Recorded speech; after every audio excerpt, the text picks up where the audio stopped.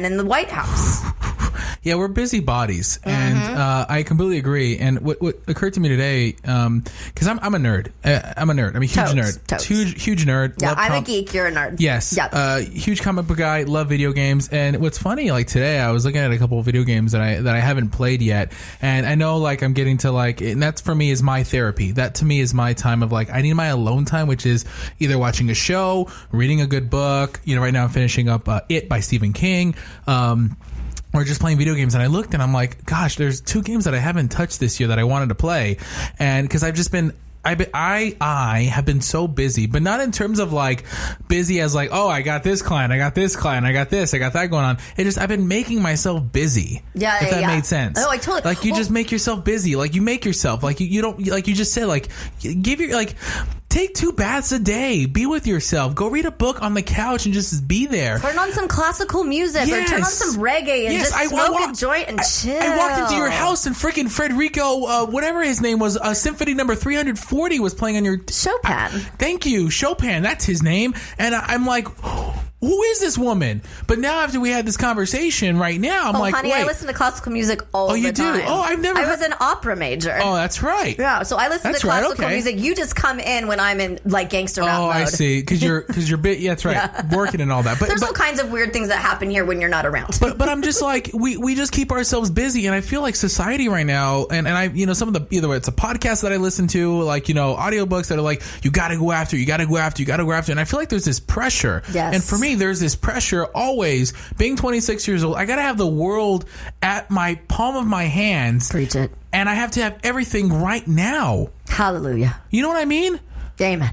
No, I'm sorry. Am I on my soapbox? No, okay. I love it. I'm sorry. I feel like there's so much pressure on me and on you and on this world that we have to be a certain way, and we have to always be busy and always be on the grind. And a lot of the times we're on this grind, and it's bullshit grind. Yeah, like I have a friend who, I had to put up a boundary with him because he's so concerned about my business, my life, my health, my blah, blah, blah, blah, blah, blah, blah. I need to know every single thing all the time. He was asking me, how's business?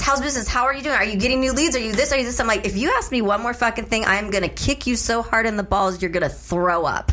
I had to straight up tell him, like, do not ask me one more time. I will let you know when I need to talk to you about my business right now, because you asking me every day makes me feel inept. It makes me feel like I'm missing the boat. It makes me feel like maybe I'm not doing enough. And then it's making me feel even worse about my pain, because this pain thing, if you feel like researching CRPS, don't. Because it's really sad, and you will understand why I have made some of the decisions that I've made.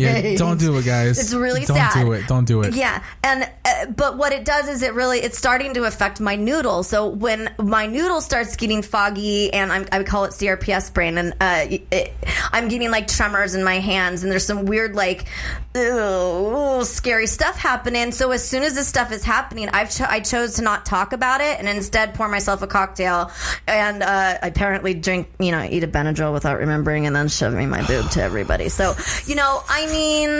PTSD. I know. Get out of my head. I know. I'm sorry. But at least my boobs are good. They're not like these like weird pancake nipples or something. Kari's listening, so I can't really comment on it. Her boobs come first. Of course. I know, and it was a nip slip. It was a big stare. It wasn't a stare, I promise you. Kari, I swear. Oh my God. Oh no. It's just there's a pressure, and sure. I remember I mentioned that I'm going to therapy, and I went to therapy this past week, and that's one thing my therapist said was there's just so much pressure that you have on your shoulders that you got to have everything right now, and yet you're forgetting like you're already being successful right now. Like, why aren't you counting your small victories? And I feel like we don't count the small victories because I feel like we have these huge, I do anyways, these huge goals in mind of like, I want to be this, I want to be this, I want to be that, and when I don't meet them at a certain time on my date, my end game, it frustrates the hell out of me. Yeah. And I feel like you're right. There's this pressure that you have put on yourself to like, you got to be this, you have to have this, you got to do this. And then if you don't get it, it's like, fuck, I'm just going to go and pour myself a cold one or pour myself, this or whatever. Yeah. And I just feel like as a society, including my own life, we just need to chill the hell out. We got to just chill. 100%. And just relax. Like, just not go with the flow chill, because obviously you still want to work and be on your good grind. But like, just take some time for yourself. Go. Read a book. Yeah. Go out. Fucking smell the flowers outside if you have flowers. If you live in a rural environment like Arizona, fucking poke yourself in that cactus and be like, oh, that's what a cactus feels like. You know? Here's a trick that I use often, and it is, even if I'm not out of the office, and I know I'm a little different because I run my own business and I'm my own boss and stuff, but you could also do it. Just let your constituents, the people that you work with, just let them know, hey, I'm here, but I'm putting my out of office on, because when you put your out of office on, people kind of go, oh, she's out, and they don't harass you all day. So like, if you need one of and figure out what that means to you. You can do an out of office-esque kind of thing, like send a text message to the people that drive you crazy the most and just say, hey, you know what, I'm taking a reprieve from my frickin' phone every night starting at 7:00 moving forward, and just do it and try it. And I'll tell you, it's hard. Wow. It is really frickin' hard, but it's starting to help me, and I kind of have to. Like last night I put the kibosh on a conversation, even though I could have talked to him for another hour or whatever on text. I was like, you know what, I'm saying goodnight because we both were really tired anyway, and go to sleep. I'll talk to you tomorrow at some point, and I just sat there and I listened to some music and I didn't do nothing else but that. Good for you. Yeah. And I feel like we need to start doing that. We totally do. As a society, because there's just, the world is constantly moving. We open up the show with there's so many things that, the world is just moving. We're just moving. One topic to another topic to another topic. Whatever creates buzz, we got to get it out there.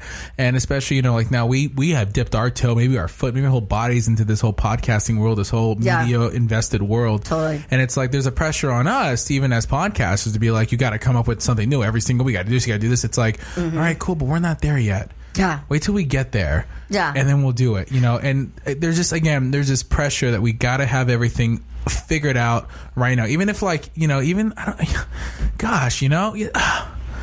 it's just, I hate that. I'm beginning to hate that, Well, when it comes to let's just use the podcast example because you're doing it. Like, there are some things that we have to focus on the future for, right? Like from a marketing perspective. So okay, we do need to do, and these are the topics that we want to be talking about over the next couple weeks, so we can start thinking about them.